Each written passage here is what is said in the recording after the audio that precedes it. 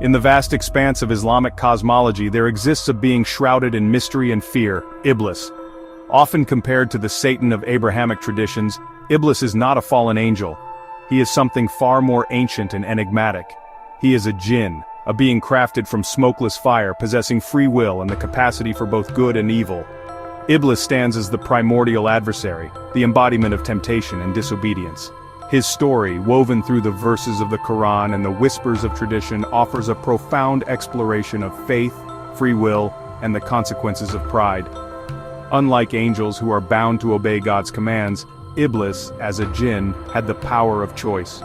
He was a devout worshipper, rising through the ranks of the celestial hierarchy until he reached a station close to God. But his lofty position would also become the catalyst for his downfall, leading him down a path of rebellion and eternal damnation. The story of Iblis serves as a cautionary tale, reminding us that even the most devout can stumble. It emphasizes the importance of humility, obedience, and recognizing the subtle ways temptation can creep into our hearts, leading us astray from the righteous path.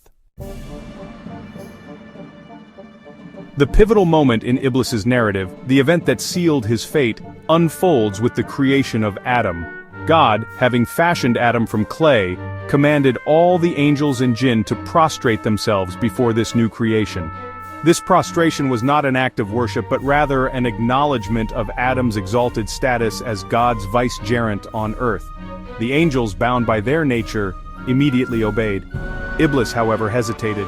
Pride swelled within him. How could he, a being of fire, bow down to a creature of mere clay?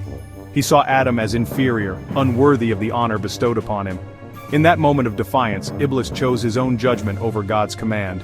"I am better than him," Iblis declared, his voice echoing with arrogance. "You created me from fire and him from clay." This act of defiance, this refusal to acknowledge God's will, marked Iblis's fall from grace. Banished from God's mercy, Iblis became known as Shaitan, the accursed one. Yet even in his downfall, he remained cunning and manipulative. He approached God, not with remorse, but with a plea for respite until the day of judgment. God granted his request but warned Iblis that he would spend eternity trying to lead humanity astray. And so, Iblis embarked on his mission, whispering doubts and temptations into the hearts of humankind. He does not possess the power to control our actions, but he can exploit our weaknesses, amplifying our desires and leading us towards sin. His tactics are subtle, often disguised as rational thought or harmless pleasure. He whispers to us in moments of weakness, planting seeds of doubt, envy, and greed. He promises fleeting pleasures in exchange for eternal rewards, but his power is not absolute. He can only suggest, tempt, and deceive. The choice, ultimately, rests with us. The story of Iblis has captivated Islamic scholars and mystics for centuries, sparking debates about the nature of free will, predestination, and the very essence of good and evil. Some scholars, emphasizing God's absolute power, argue that Iblis's rebellion, while appearing as an act of free will, was ultimately part of God's greater plan. Others, focusing on the concept of divine justice, maintain that Iblis was justly punished for his transgression. Sufi mystics, known for their allegorical interpretations of Islamic teachings, often view Iblis's story as a metaphor for the struggle between the ego and the soul. Iblis in this context represents the rebellious ego, clinging to pride and refusing to submit to the divine will. These diverse interpretations highlight the richness and complexity of Islamic thought, demonstrating that even within a shared faith, there exists a spectrum of understanding and belief.